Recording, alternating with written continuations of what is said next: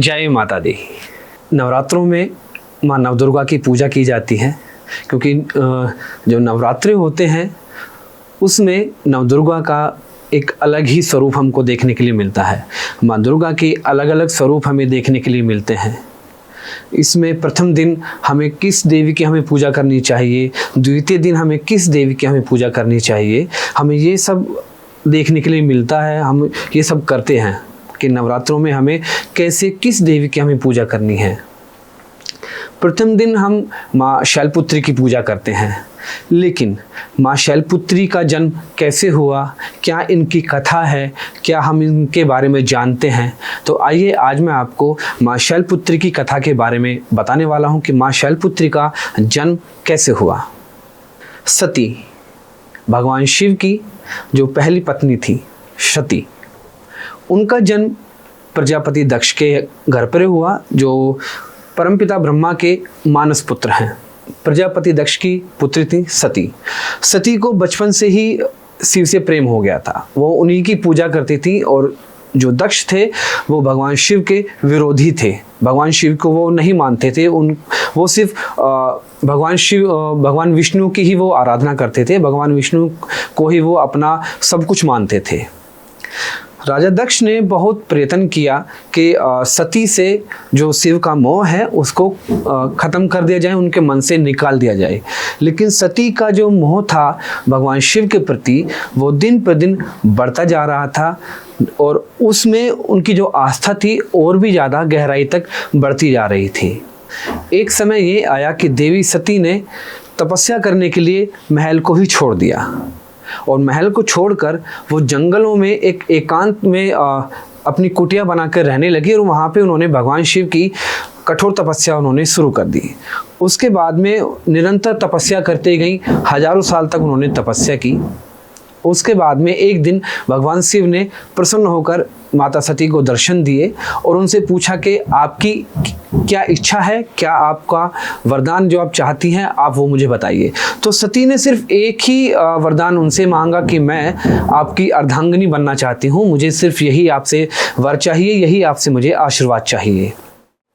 तो भगवान शिव ने उन्हें ये आशीर्वाद दिया कि ठीक है, अगर आप मुझे पति रूप में पाना चाहती हैं तो ये मुझे स्वीकार है, मैं इसे स्वीकार करता हूँ। उसके बाद में सती राजमहल को वापस आती हैं। राजमहल वापस आने पर प्रजापति दक्ष उनसे पूछते हैं कि तुम इतने दिन कहाँ थी, कहाँ रही और क्या तुमने किया। सती ने प्रजापति दक्ष को बताया कि मैं भगवान शिव की पूजा करने के लिए, उनकी तपस्या करने के लिए वनों में थी। एक कुटिया बना के मैं वहाँ पे रह रही थी, तो मैंने वहीं पे भगवान शिव की तपस्या की और मैंने भगवान शिव को प्रसन्न किया, उनसे ये वरदान मांगा कि मैं आपकी अर्धांगिनी बनना चाहती हूँ।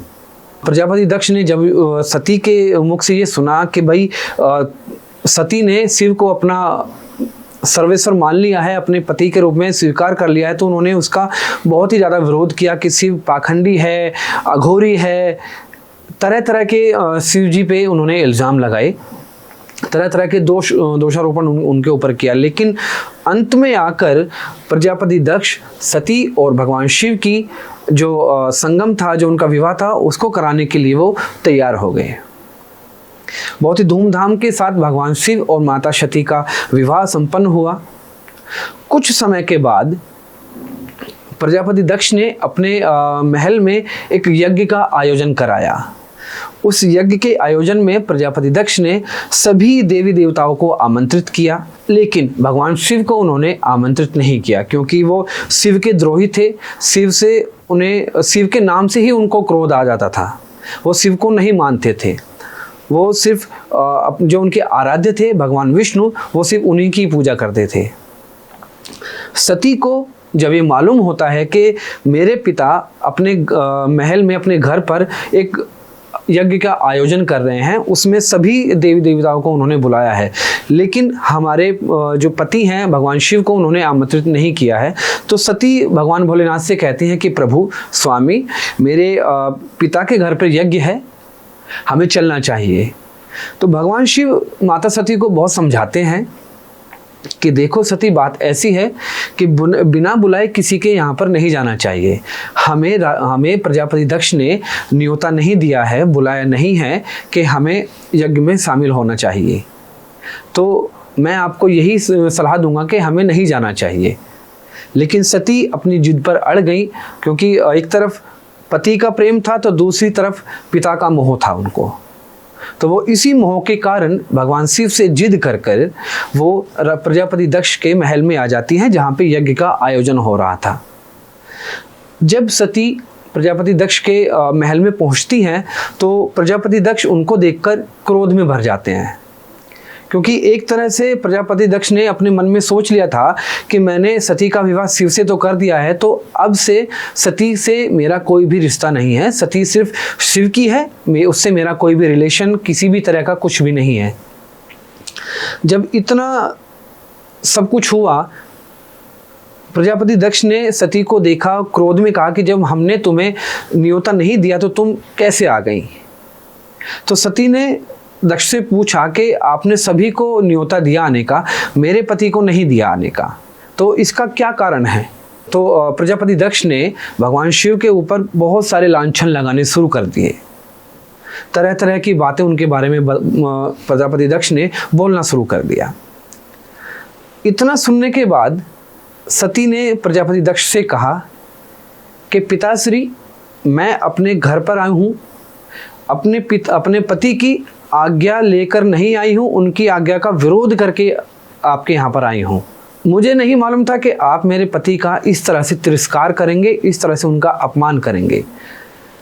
अगर आप मेरा अपमान करते तो मैं उस अपमान को सहन कर लेती, लेकिन आपने मेरे पति का सभी देवी देवताओं के सामने उनका अपमान किया है, उनका अनादर किया है। जो सर्वेश्वर हैं, इस जगत के स्वामी हैं, आपने उनका अपमान किया है।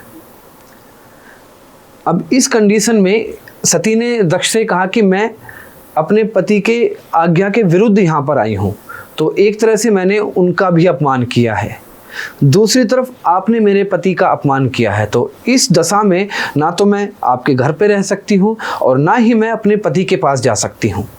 तो देवी सती ने अपनी योग शक्ति से खुद को प्रजापति दक्ष के जो यज्ञ था वहीं पर खुद को भस्म कर दिया। जब भगवान शिव को ये पता चला कि सती ने खुद को भस्म कर लिया है तो भगवान शिव क्रोधित हो गए। उन्हें बहुत क्रोध आया, तो उन्होंने अपनी एक जटा उखाड़ी और पत्थर पर देकर मारी। तो वहाँ से एक भगवान शिव के स्वरूप का ही एक पुरुष निकला जिनका नाम था वीरभद्र। वीरभद्र को उन्होंने बोला कि वीरभद्र जाओ और प्रजापति दक्ष को इस कृतज्ञ की, जो उन्होंने ये घनघोर अपराध किया है, उसकी उन्हें सजा देकर आओ। तो वीरभद्र अपनी पूरी सेनाओं के साथ जाते हैं। जितने भी वहाँ पे सैनिक थे जो प्रजापति दक्ष की रक्षा के लिए सामने आए, उन्होंने उन सबको वहीं पर मार दिया। उसके बाद में वीरभद्र ने प्रजापति दक्ष का सर काटकर उसे हवन कुंड में डाल दिया। उसके बाद माता सती का जो जन्म होता है, दूसरे स्वरूप में उनका जन्म होता है और नाम होता है उनका शैलपुत्री। तो शैलपुत्री के रूप में उनका फिर से जन्म हुआ और उन्होंने फिर से शिव को प्रसन्न करने के लिए, शिव को पति रूप में पाने के लिए उन्होंने फिर से तपस्या की और अंत में शिव को प्राप्त किया। तो ये थी माँ शैलपुत्री की जन्म की कहानी कि कैसे उनका जन्म हुआ। माँ शैलपुत्री के हाथों में त्रिशूल और कमंडल विराजता है। कहीं कहीं पे हमको देखने के लिए मिलता है कि एक हाथ में कमंडल है और एक हाथ में उनके में कमल है। माँ शैलपुत्री की जो सवारी है वो वृषभ है, यानी कि बैल है। माँ शैलपुत्री बैल पर सवार होके आती हैं। तो मैंने आपको जो माँ शैलपुत्री की कथा है, उनके जन्म की, कैसे उनका जन्म हुआ, ये सारा आज मैंने आपको बताया है, क्योंकि नवरात्र के पहले दिन माँ शैलपुत्री की ही पूजा की जाती है। आशा करते हैं आपको माँ शैलपुत्री की कथा अच्छी लगी होगी, आपको समझ आई होगी। ऐसी ही जानकारी वर्धक और अपने सनातन धर्म से जुड़े रहने के लिए आप हमारे चैनल कोयल की भक्ति को लाइक करें, शेयर करें और सब्सक्राइब करें। साथ ही बेल आइकन दबाना ना भूलें, जिससे आगे आने वाली वीडियोस की नोटिफिकेशंस आप तक मिलती रहें। तो जल्दी मिलते हैं आपसे एक दूसरी वीडियो में। तब तक के लिए जय माता दी।